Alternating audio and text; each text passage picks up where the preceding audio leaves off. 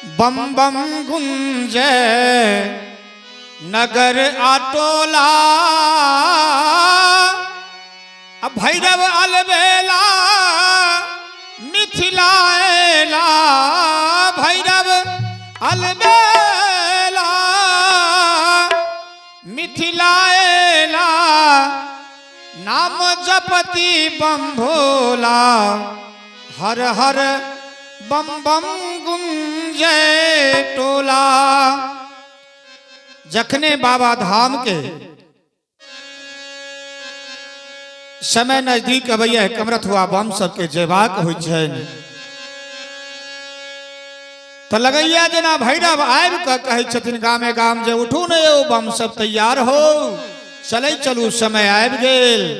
ओ उमंग उत्साह कमरत हुआ बम के एकटा अलगे देखबा लेल भेटैया और खास कऽ हमर मिथिला के बम सब जे छै पाग पहिरने अद्भुत हुनकर स्वरूप लगैया।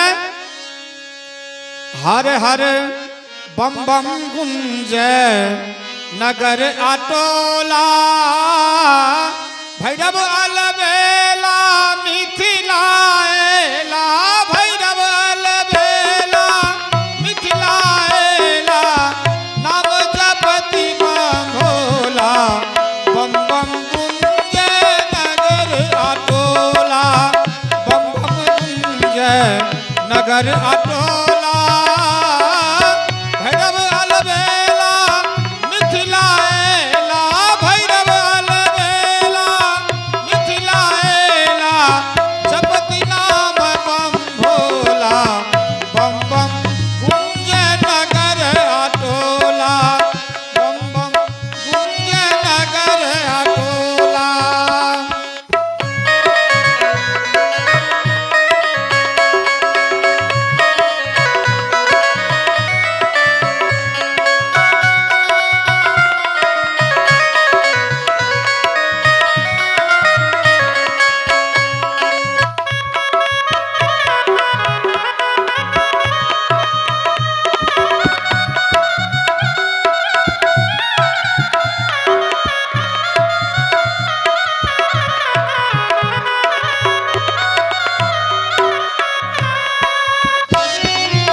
जखन ही भैरव चरण पधारल उर आनंद समायल यौ बाबा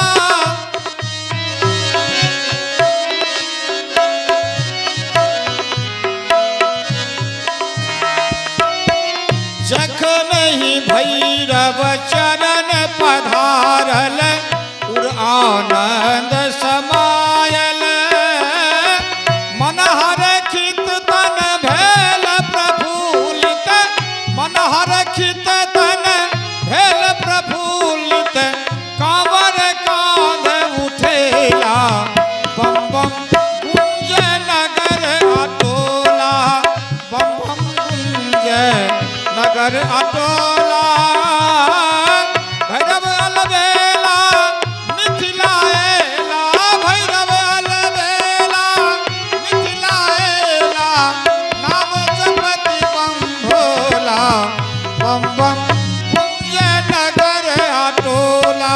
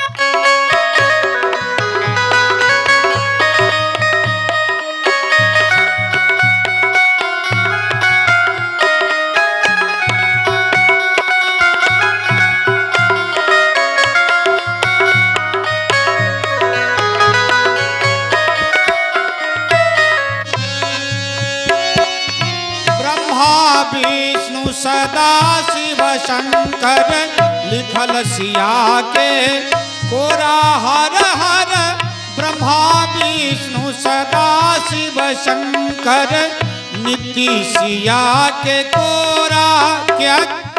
तो हम सब मिथिलावासी छी और मिथिला सियाजी महिमा पृथ्वी से उपजल और वही सियाजी किशोरी जी के गोद में हम सब मिथिलावासी छी। ब्रह्मा विष्णु सदा शिव शंकर लिखल नीति सिया के कोरा लय कांवर झारी खंड पधारल कांवर झारी खंड पधारल उमरल खुशी के लोरा बम बम कुंजय नगर अटोला बम बम कुंजय नगर अटोला।